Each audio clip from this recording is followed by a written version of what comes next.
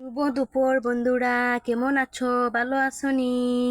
আজকে তো যে গরম, থাকা যান না। কি রান্তায় কি খাইতায় মানে হইয়া লাভ নাই। আমরা এখানে তো বহুত গরম। তোমরা এখানে কিলা আমারে জানাইও। এই হইদিন ভিডিও দিতে পারছি না, একটু ঘুরতে গেছিলাম তো মামার শ্বশুর বাড়ি বাই, তো সবাই আর ভিডিও বানানি বালা ভাই না, বুঝছো নিয়ে লাগি আর বেশি ভিডিও দিলাম না।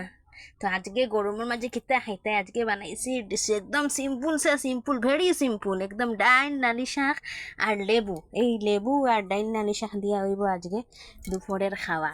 আর রাত্রে ভাবছি সন্ধ্যার সময় যাইমু কি রেস্টুরেন্টও খাইয়াইমু। তো এখন করে খাওয়া হইলো একটাই আমার। আর আমি খাইমু এখন ফেফে সিন্দর দি কেনে জানো নি, গেছলাম গুড়াত মামা শ্বশুর বাড়ি, আর আদরের খানি খাইয়া আর ফেটে লইছে তাল। গতিকে আমি এখন বানাইমু ফেফে ফেফে সিদ্ধ করিয়া বাতো দিছি, ফেফে বয়েল ওর।